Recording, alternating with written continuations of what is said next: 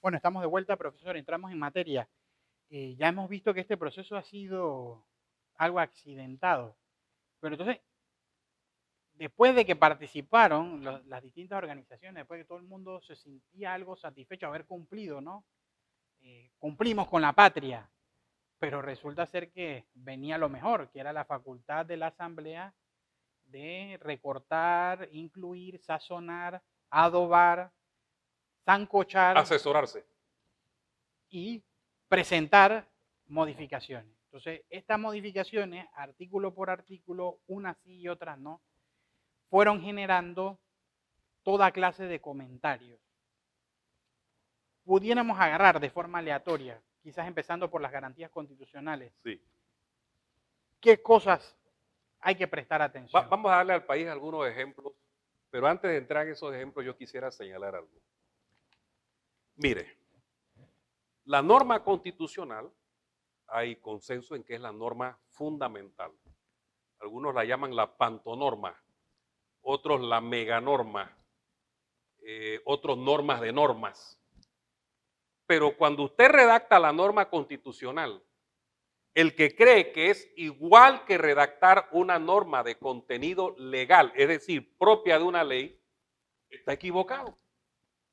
Hay diferencias entre una norma constitucional en cuanto a su redacción y contenidos y una norma legal. Y voy a explicarle al país para que sepa en qué consiste. La norma constitucional en su redacción siempre debe hacerse como quien abre un paraguas. Y las hipótesis de hecho, es decir, los actos concretos que acontecen en la vida en sociedad, son casi tan amplios, casi hasta infinitos, de manera tal que cuando acontezca a futuro un hecho o un acontecimiento, diga, la norma constitucional es mi paraguas. Claro. Usted no puede hacer una norma constitucional, repito, pensando que está redactando una norma jurídica, ejemplo de derecho penal o de derecho civil. La norma debe ser en su contenido tan amplia como general. Por eso son normas ergas omnes, Claro. para toda la colectividad. Y le voy a dar un ejemplo sobre esto que estoy hablando. En la propuesta dice, artículo 3, que el artículo 5 de la Constitución Política queda así.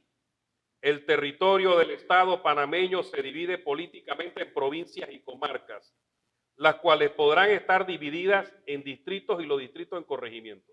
Mire bien, si usted toma este proyecto de norma constitucional, ¿qué es lo que le está diciendo? Le voy a decir, las cuales podrán estar divididas en distritos y los distritos en corregimiento. Es una posibilidad. Es no solo una posibilidad, sino es una potestad. ¿Quién? Del cacique comarcal, y no digamos del cacique comarcal, hablemos también del gobernador de una provincia que mañana se le puede ocurrir decir, ¿sabe qué? Aquí en esta provincia no quiero ni distrito ni corregimiento.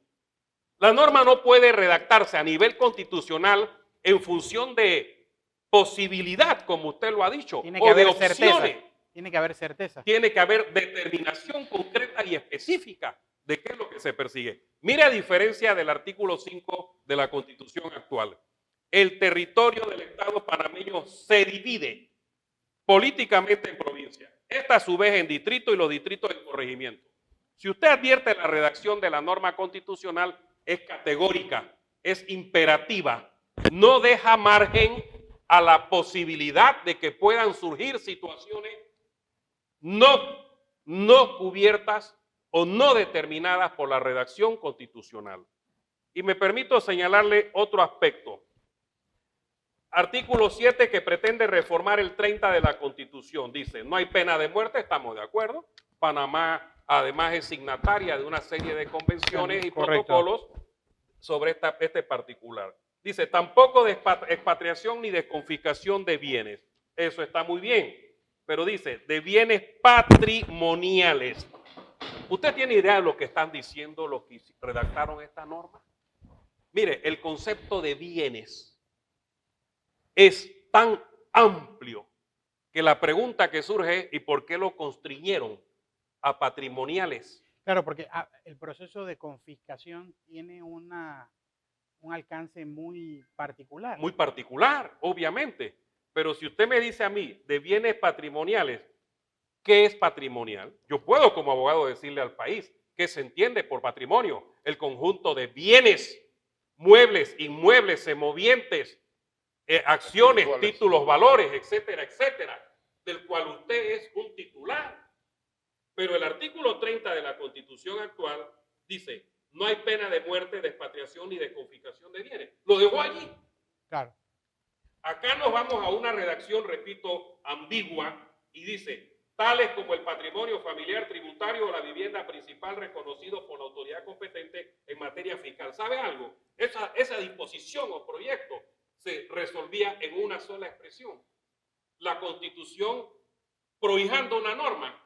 ¿De qué? De la justicia social. Y la justicia social ya al momento de interpretarse la norma constitucional, sea por un tribunal constitucional o por magistrado de la corte, sabe que, espérate, no vamos a permitir interpretaciones divorciadas del plexo constitucional. Y le puedo citar otra serie de ejemplos con la venia de Zúñiga que se incorpora al debate. Gracias, Silvio. Y dice así, toda persona tiene derecho a un ambiente sano y libre de contaminación en el que se satisfagan los requerimientos para el desarrollo adecuado de la vida humana y tiene el deber de conservarlo. Déjeme decirle algo. Bastaba que la redacción dijera, toda persona tiene derecho a un ambiente sano y libre de contaminación. Lo de deber, oiga, esto es lo que se llama derechos que generan deberes correlativos. Entonces, usted tiene un problema y yo no estoy diciendo que la norma constitucional necesaria o ineludiblemente tienen que redactarla abogados, pero sí tienen que haber abogados. Le digo por qué razón tienen que haber abogados. Claro. Porque somos los que conocemos la estructura de la norma jurídica. La norma jurídica tiene una premisa mayor, una premisa menor y una conclusión o consecuente jurídico. No puede haber disonancia o incoordinación entre lo que dice la premisa mayor, la premisa menor, que es el hecho o la producción del acto o circunstancia prohijado en la norma, y que haya un consecuente jurídico divorciado de ambas, para que el pueblo panameño entienda. Es que luego genera una turbulencia en la aplicación de la norma. Usted tiene razón. Lo que se va a generar con normas que llaman propuestas de reforma constitucional, ambiguas, imprecisas, discrecionalidad, totalmente deformadas del verdadero texto de una norma constitucional, entonces usted luego lo va a ver plasmado ¿qué? En el desarrollo de vida del país, de la comunidad. Entonces, eso que se está dando ahora mismo, por ahí hay quienes dicen que el presidente no puede retirar esa propuesta porque ya eso pasó al hemiciclo o al legislativo panameño. Le voy a decir algo, sí puede hacerlo, porque se están viendo soliviantadas la paz, la tranquilidad, el sosiego doméstico, merced a unas reformas que según estamos vislumbrando. Por favor, no gastemos más dinero llevándolo a un referéndum que desde ya el pueblo está diciendo no. Aquí no estamos para estar votando el dinero de los panameños, o a menos el dinero que administran los que detentan el poder. ¿Por qué no pensar en una constituyente en donde se elijan a los constituyentes que trabajen en un proyecto de 4, 6, 8 meses? Eso está por discutirse, un proyecto de reforma en donde hay además ya bases para trabajar una buena constitución o un proyecto de constitución. O aquí olvidamos el trabajo de la comisión de notables integrada por el doctor Edgardo Molino Mola, el doctor Murgas Torraza y otros grandes juristas y constitucionalistas del país. Vamos a discutir seriamente si lo que aquí se está proponiendo, que es un debate constitucional encaminado a darle al país una nueva constitución, luego de 1972, y cuya constitución ha sido objeto de más de 4 reformas. El solo hecho de su reforma, ¿qué le indica al pueblo panameño? Que la constitución se nos está quedando atrás. Claro que aquí hay normas que valen y que son buenas. Los pilares fundamentales. Claro que sí. Pero ¿por qué no pensar que en una nueva constitución adecuamos esas normas fundamentales, ampliando el norte y el horizonte de la vida social, económica, cultural, educativa, de seguridad social, ambiental, para el pueblo panameño. Profesor, yo quiero darle la bienvenida a Jorge Zúñiga. Él es miembro de la Comisión de Reformas Constitucionales del Colegio Nacional de Abogados. Licenciado Zúñiga, bienvenido. Sí, gracias, Aparicio. Docente también universitario. Hemos estado conversando en el programa primero sobre la génesis del proceso de reforma, cuál es su estado actual, y nos encontramos debatiendo entonces sobre lo que hay en la Asamblea.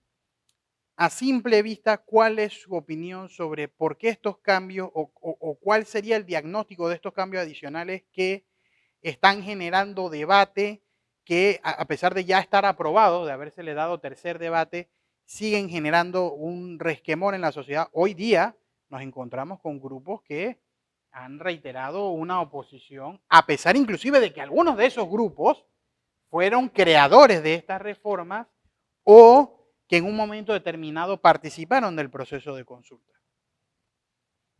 Mira, el tema de la reforma constitucional no es un tema novedoso, no es un tema que aparece ahora, que está en el tapete de hace 3, 4 meses desde que eso entró en la Asamblea.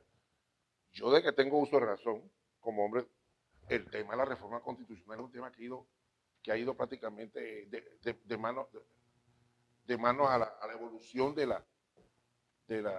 proceso de transición democrática del país. Y siempre hemos concluido que uno de los pasos fundamentales está en el tema de las reformas constitucionales. Y hay antecedentes, hay propuestas, hay pasos que se han venido dando muy notables, como lo que apuntaba Silvia aquí, hace 4, 5, 8 años atrás. Ese grupo es notable. Y iniciativas como esa han muerto en su cuna por inanición, por desinterés colectivo, por falta de voluntad de los políticos y sobre todo porque simplemente a la gente no le interesa el tema. Mira, yo no, en esta cosa, ser experto, no soy experto en nada. Yo soy experto en vivir, en sentir. Y yo lo que sí siento es la necesidad de estos cambios, de cambios constitucionales. Pero yo no me paro en el detalle, que es decir lo que siempre lo caracterizo como una persona muy, muy dada al detalle, como un jurisconsulto que lee. Yo me paro en otras posiciones, en otras posturas que no dejan de ser importantes. Aquí no ha habido un debate que el más próximo a ello es los debates electorales. No me refiero a esos encuentros que se confrontan los candidatos, sino un debate precisamente hacia dónde vamos como país. Y yo siento que esta iniciativa ha tenido la virtud de que todo el mundo de repente se ha despertado, unos pintados de guerra, otros desde ya como con un no radicalizado, otros con posturas tenues, otros que le ven algunas cosas buenas. Y bien o mal, ese era el ambiente que necesitaba crearse, o se creó para que esta cuestión, ya sea hasta para desaprobarlo. Pero el país necesitaba salir de ese letargo en el que había. Y hoy, el tema de la reforma ya comienza a hablar la gente, ¿eh? En un sentido negativo, y no quiero decir que esa posición sea anticipadamente correcta, pero ya el tema comenzó a metérsele en los poros a la gente. Y a eso yo quería quizás vincularlo al análisis que estábamos haciendo con el profesor Guerra. Existe, en mi opinión, un proceso que en teoría empezó bien, con cierto recelo por parte de la sociedad, inclusive con un refrendo sosegado del presidente que siempre puso un pero o una condición, es decir, yo someto esto a la Asamblea entendiendo que él ha señalado, y él ha sido, yo creo que categórico en eso ha sido, cada vez que puede lo dice, yo respeto la separación de poder. Es decir, como trasladando la responsabilidad a la Asamblea de que yo te estoy mandando algo, pero tú debes actuar con responsabilidad. Y hoy, esta mañana, al momento de grabar este programa, el presidente volvía a hacer, yo no quisiera interpretarlo como un jalón de oreja, pero sin duda alguna llamó al orden a decir un poco, cuidado que hay que ser responsable con el Estado, con el país, pero también a señalar cosas como que la gestión de una nación está por encima de cualquier interés. Entonces, si eso lo vemos de esa manera y vemos también que a este proceso participaron supuestamente algunos gremios, porque ya se ha visto que en algunos casos ha habido posiciones que fueron comprometidas sin haber sido consultadas a la membresía de las distintas asociaciones. Entonces fueron personas que dijeron, bueno, a mí me gusta esto, échale esto a la Constitución, no le toques aquí, ponle acá. Pero eso va a la Asamblea. La Comisión de Gobierno, y eso lo conversamos en el primer bloque, hizo un tour a nivel nacional para decir la constituyente, la Constitución, la reforma, la reforma, la reforma. Pero cuando ese paquete empieza a sufrir, digamos, ¿no?, toda una transformación, entonces nos encontramos un escenario donde sale la universidad, sale el Y colegio. eso es normal que suceda. Claro, pero la pregunta es si el pueblo está satisfecho, y eso lo veremos eventualmente en el tercer bloque, que es el del escenario, si está satisfecho. Pero yo quisiera, profesor, si pudiéramos, con otro ejemplo, sobre todo en materia de garantías, aportar. Porque, por ejemplo, usted me mencionaba el tema del habeas corpus y las ambigüedades, y yo creo que eso es bien importante. Inclusive hubo una reforma o un intento de reforma con respecto que lesionaba todo el concepto de la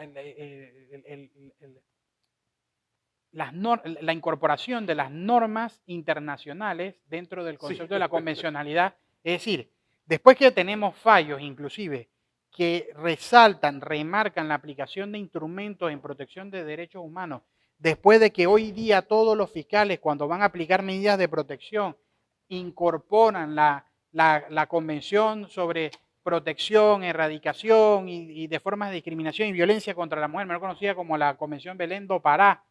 Y cuando tú ves que todos los días, sobre todo en materia de amparo, se empieza a citar mayores instrumentos, tú de la noche a la mañana dices, no.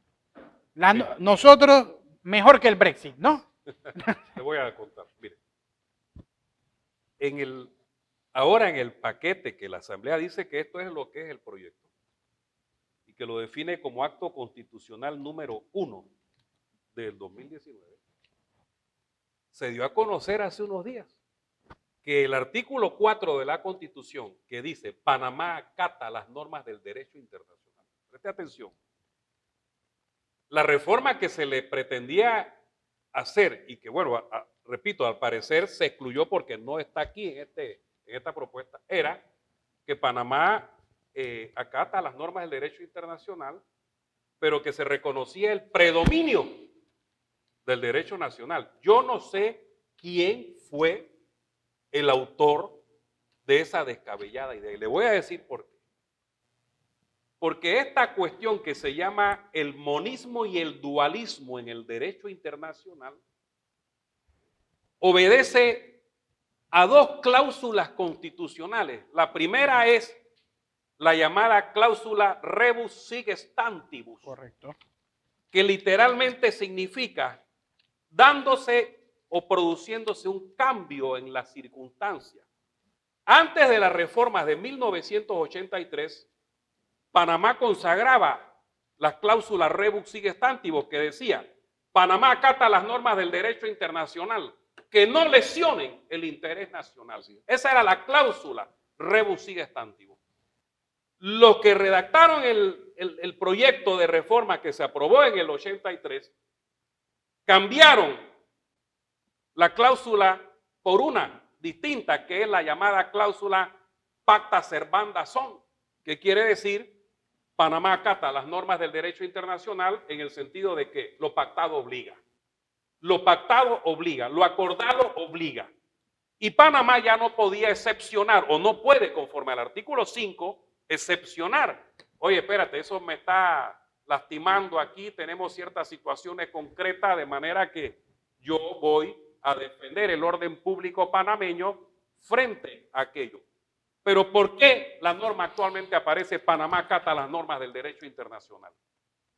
Porque el mundo dio un salto cualitativo y cuantitativo en materia de convenciones, tratados, pactos y convenios de derechos humanos.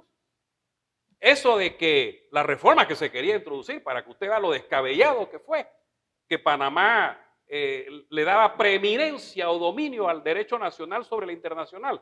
Aquí de una sola, y dispense la palabra, de un solo puntapié, nos llevábamos la Convención Americana sobre Derechos Humanos, la Convención sobre Derechos Civiles, Políticos, Económicos y Sociales, y todo lo que usted pueda imaginarse. Por eso le digo, no que sean abogados los que exclusivamente redacten un proyecto constitucional, pero al menos que hayan abogados que digan, oye, un momentito, eso no puede ser, eso no es así. Por este camino por no. este camino no va. Yo te quiero acotar algo sobre eso. Es que primero tú tienes que hacer una, ¿cómo se llama? Un diagnóstico de qué es el país que estamos ahorita. Y a la luz de todas estas transformaciones que están dando, un mundo globalizado, un mundo dominado por el mercado, un mundo en el que ya con un solo polo de poder, un mundo en que las fronteras comienzan a desaparecer, un mundo en el que el predominio del Estado Nacional comienza cada día a limitarse, al margen de lo que podamos, de las consideraciones estas que hace el amigo Silvio. Un mundo que tiene que abrir sus puertas. Ese mundo nosotros no podemos cerrarnos a la banda y sentarnos simplemente a idear el mundo que nosotros quisiéramos, a reestructurar el mundo y la visión del Estado panameño a la luz de cómo nosotros quisiéramos que fuera, cómo quisiera que nosotros que fuéramos. Ese diagnóstico previo no se ha hecho. Y estamos recibiendo una serie de propuestas constitucionales, una serie de normas que están totalmente divorciadas y pecan como pecado original de que no responden a ese diagnóstico, ni siquiera por parte de la Asamblea. La Asamblea se dedicó simplemente, mira, este artículo, el 2, ¿a qué es lo que hicieron ahí? El preámbulo lo convirtieron en una norma. Todo esto que está aquí, los fines del Estado, era parte preambular de una constitución.